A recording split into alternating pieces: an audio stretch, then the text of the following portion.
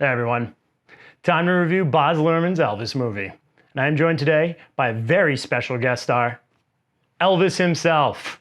Well, thank you, dear. Thank you very much. I'm going to ask you to bear with me. I have a feeling my accent is going to change wildly throughout the course of this filming, but it's a pleasure to be here. Oh, it's a pleasure to have you, Elvis. And yeah, of course I understand about the accent. Don't worry about it. We'll fix it in post, if anything.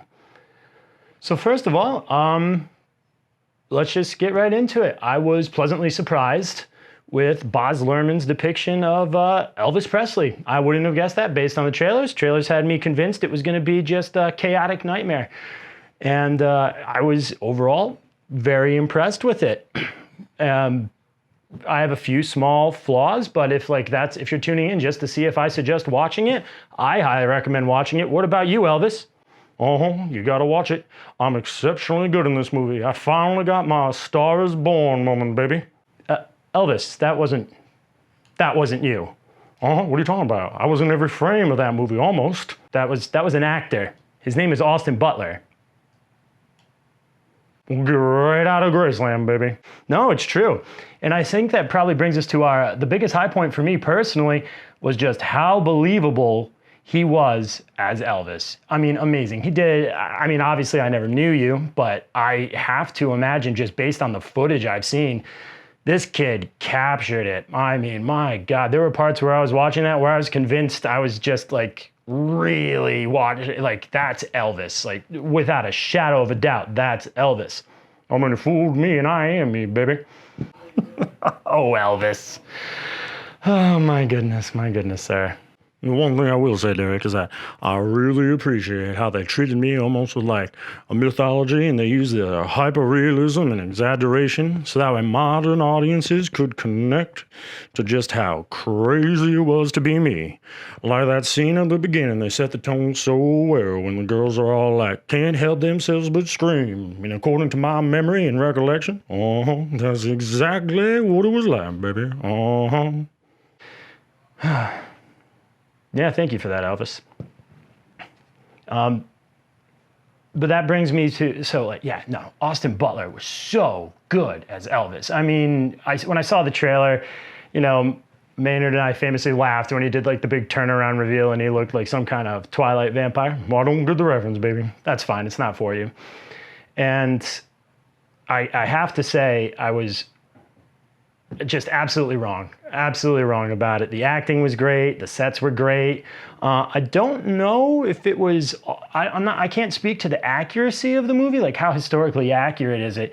Because honestly, Elvis, I've never really read any book about you or seen a documentary about you or really anything. Well, some fan of you all, baby. More of the story, let me get right out of here. Yeah, parts of it are pretty accurate. But parts of it are embellished for cinema. Whoa, yeah. But I guess it really comes down to this, Derek. Did you enjoy the movie enough? Oh, that's a good question, Elvis. Actually, I did enjoy the movie enough. I think I'm at that point where, yeah, I understand it's a movie and they need to embellish some things because, it's a movie. So I really suppose in the end, I don't mind that much how accurate it is. It's not like in years past where they've done some pretty horrible like biopics where they've just been absolutely wildly inaccurate. So I can't imagine this strays too far from the truth. Well, it's just like me, baby. It's supposed to be a piece of entertainment. And were you entertained? Whoa. Yes, I was, Elvis. I was very much entertained. Overall, I mean, the movie is just under 3 hours, so that's a long time. There's a whole lot of living to do if you're Elvis Aaron Presley. Fair enough, Elvis. I'll give you that one. Oh, sorry, continue. But it being a 3-hour movie, I have to say the most difficult part of it to watch is probably the first like 15, 20 minutes, whatever that crazy kinetic Baz Luhrmann intro where like it starts with like the Colonel and he's doing a voiceover narration and it's just like they do like that zoom into his eye and they zoom out and it's like Vegas casinos and stuff like that. Well, we did spend a lot of time in Vegas. Him, probably more so than me. Yeah, that the movie kind of covers that a little bit. But I just thought it was too frantic. It was like my mom said, it was like Moulin Rouge, like on drugs, like amped up to 11, just super kinetic, just colors everywhere, story fragments kind of like sprinkled in, I guess. I just thought it was a chaotic mess. And I was like, I am not going to watch almost 3 hours of Baz Luhrmann dialed up to 11. I'm just not going to do it. And then the most confusing part was I didn't really care for the voiceover narration that ran throughout the movie by the Colonel. I didn't really care for that. Colonel's my least favorite part of it too, baby, but for more than one reason, if you dig. Yeah, I'm not sure Elvis really spoke like that, but we're gonna let it ride. Yeah, it was unnecessary, and it contributes to one of my least favorite things that happens in movies, where I call it like the accordion effect, or like like some parts are stretched out and then other parts are condensed, and you just kind of move. Other parts are stretched out, other parts are condensed, move. So like some of the timing felt a little off as I was watching it. So I had a little bit of just an issue with that. Oh, you think watching that movie was tough? You should have lived the Elvis Aaron Presley lifestyle, baby. Time distortion all around. Time distortion all around. The other thing too about framing like the voiceover, like starting with the Colonel's point of view, is it kind of makes it seem like it's like his movie. And I know like the idea is that he's supposed to be kind of like a con man, and but it just it's a weird way to try and frame your life, is through the eyes of the Colonel. Well, Derek, I had the same problem when I watched the movie. I was like, hold on a second, is this the Colonel's movie, or is this an Elvis Presley movie? The fans are here for me, not for the Colonel. The other thing that kind of made me have a hard time that pulled me out of the movie was because in the trailers, Baz Luhrmann famously has modern music playing all over like the trailer, like pop and rap and R&B versions of like your songs. And I just like every time they did a scene and in the background was like some kind of hip hop version of like an Elvis song, it just pulled me out of the movie. It just didn't seem to really fit like the aesthetics of it. Well, I was very supportive, baby, of all my brothers and sisters, and they're trying to get their music out there. So anything that furthers the cause and gets more representation and more music is A-OK by Elvis Presley.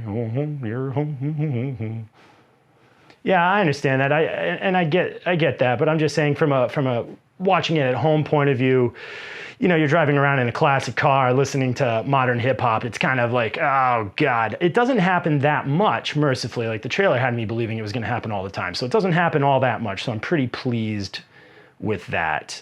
It sounds like I have a couple, like I'm criticizing a lot of this because I start right off the gate usually with negatives, but those are it. Those are my negatives. Like I apologize. It's sweating a lot. You look like me when I was singing Unchained Melody, baby. I know a thing or two about sweating. You sure do, Elvis. But overall, like, those are my only complaints. I don't like the Colonel Parker voiceover narration. I thought that it was too distracting. And I think that's really what I come down to is the voiceover narration was distracting.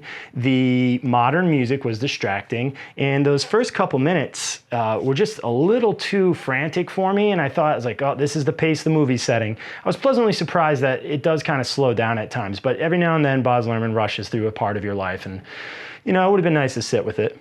Well, Derek, they say he's got a 4-hour cut of Elvis locked up in the vaults of Graceland. I don't think it's locked up in the vaults of Graceland, Elvis. But I did hear that if he does release the 4-hour cut, it's going to be a couple years away at this point. He said he has no real drive to go back and do it. He has to make the studio cut, and when he's feeling more passionate about it, he'll go do a 4-hour cut. But I got to be honest, I'm not sure how much more of that movie, how much more of your story there is to tell, if I'm being honest. What? You can't condense all my life into just 2.5 hours, baby. I was larger than life, very much the American mythology. Elvis Aaron Presley. So more movie is just like me near the end of my life. Bigger, bolder, more to love. Yeah, but let's not forget that when you got bigger Elvis was an unhealthy Elvis. So maybe this movie should learn something from your life and stay in the thin cut that is still 2.5 hours. It's a pretty robust movie.